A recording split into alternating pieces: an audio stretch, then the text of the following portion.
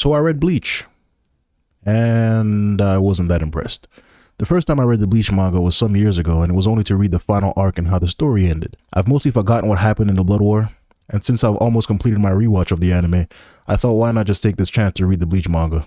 Most people seem to think that the Blood War animation is going to be the definitive end to Bleach, more so than the manga version, which is quite the 180 because before the continued animation, you'd probably hear a lot of fans saying the manga is not only the definitive Bleach experience, but also better than the anime.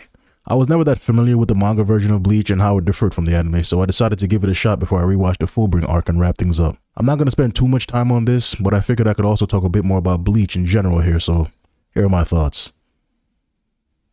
It's basically the same thing, and I pretty much wasted my time. There's a lot of videos on YouTube and general talk online that might lead you to believe that the manga is superior. Hell, even I've been told to just read the manga, but when it comes to the characters, the characterization, overall plot, and general world building, it's essentially a one-to-one. The same story you get from the manga is the same as the one you get from the anime. Obviously, I'm excluding filler. It was interesting to see early Bleach before it really came into its current identity, when Kubo wrote things like Dark Force and had a different drawing style for characters. Some of the dialogue may be slightly different, but even so, it still usually implies the same thing. And going through the Soul Society and the Arangar arc again really solidifies this thought I had when rewatching the anime, which is Kubo mostly just made things up as he went. Now, there's nothing necessarily wrong with making a story up as you go, you just have to remember your own writing really, and make sure your universe remains logically and internally consistent, which I think Kubo fails at doing.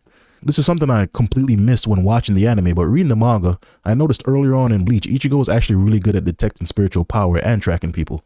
He's even better than Rukia, even though later in the Soul Society arc, he doesn't seem to be able to do this again. Or maybe he can and just doesn't.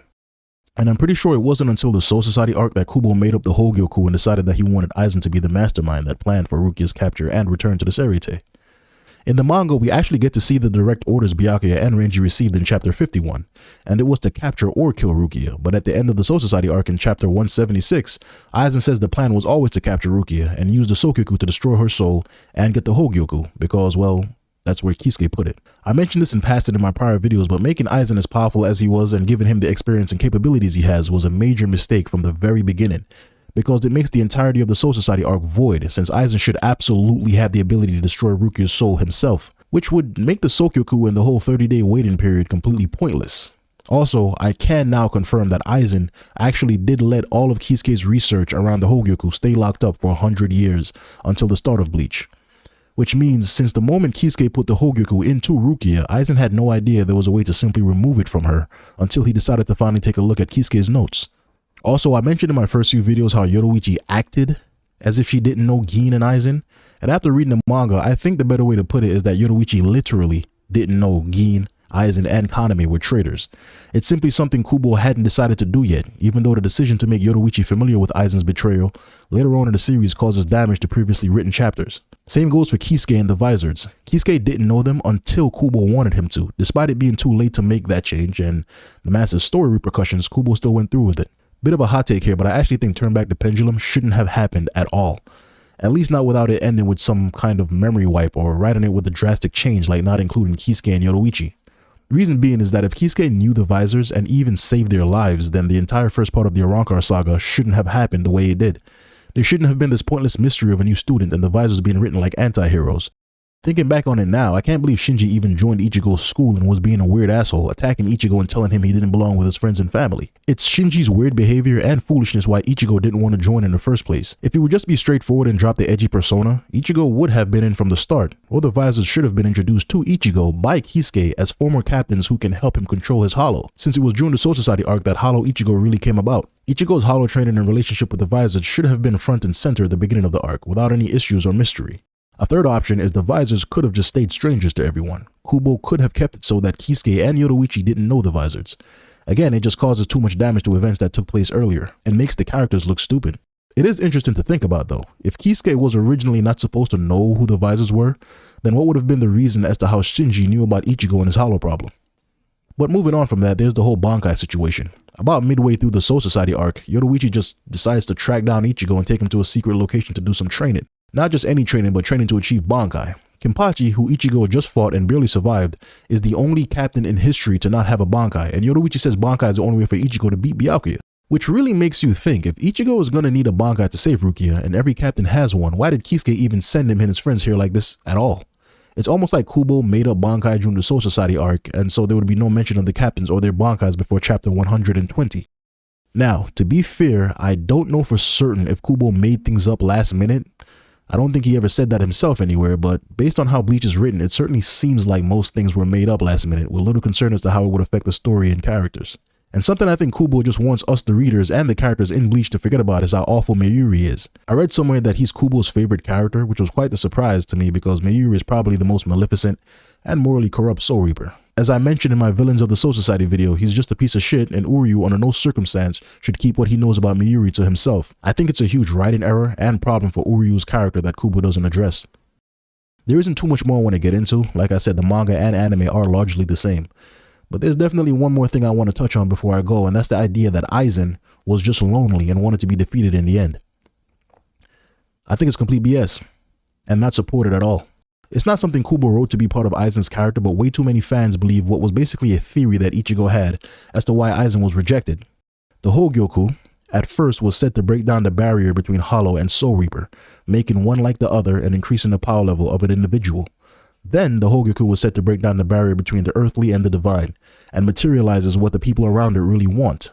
And if Aizen deep down really just wanted to be defeated, why did the Hogyoku make him stronger at all? Why would his powers keep increasing as he was attacked? This all started before he was even in the chrysalis stage, and the Hogyoku also juiced him up when Gin tried to kill him and when Dangai Ichigo hurt him. I don't want to speak too ill of some hardcore Bleach fans, but I mentioned before they just eat things up without putting much thought to it. If Aizen really just wanted to lose, then why did he gain all these insane forms and abilities? I think it's very clear Aizen didn't want to lose, not to Kisuke, not to Gin, and not to Ichigo. And as far as him being lonely, I don't know why Aizen felt lonely. But it couldn't have been because of power. Yamamoto should have been Aizen's superior for basically his entire life. And even though Aizen thinks he's reached his limit and is as strong as he could possibly get, he still says Yama would beat him.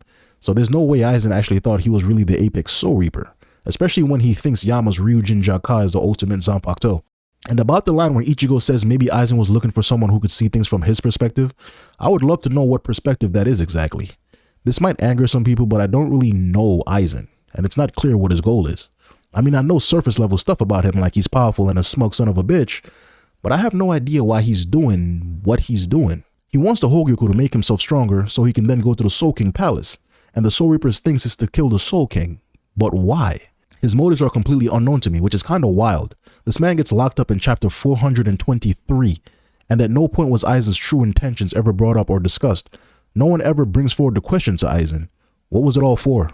Why did you really do this? We get a theory as to why he might have been rejected, but none as to why he started all this in the first place. I was kind of curious as to what was driving Aizen, and what could make him take such seemingly evil actions. We know and understand Gin, Kaname, Mayuri, Kenpachi, most of the side characters, Espada, and we get a bunch of backstory and flashbacks for other characters, some of which aren't even necessary. But for Aizen, nothing. No extra chapters, no special episodes, no questioning by Central 46. He's just gone now. Just some random asshole who wanted to go to the Soul King dimension, but failed. The same problems I have with the anime are basically the same ones I have with the manga. I think I'd give the manga the same rating as I did for the show, and if you're someone who's only ever watched the Bleach anime, there's really nothing new to gain and not much reason to read the manga. And although I might sound like an anime shill, I don't think that statement is true the other way around. If you've only ever read the manga, I think there's still something to gain from watching the show. This is all personal preference, of course, but I think the show is easier to follow and understand, especially when it comes to fights. I know a lot of people talk about how in the manga you can see Kubo's art improve over time, but that's the same with the show. The animation improves drastically as it goes on, and the soundtrack really adds to the style, overall atmosphere, and feel to Bleach. I actually prefer the anime to the manga, just the canon episodes though. If we're including filler, then hell no. And from this point on, I'll only be watching the anime, for both the Fullbring and the Blood War. Bye.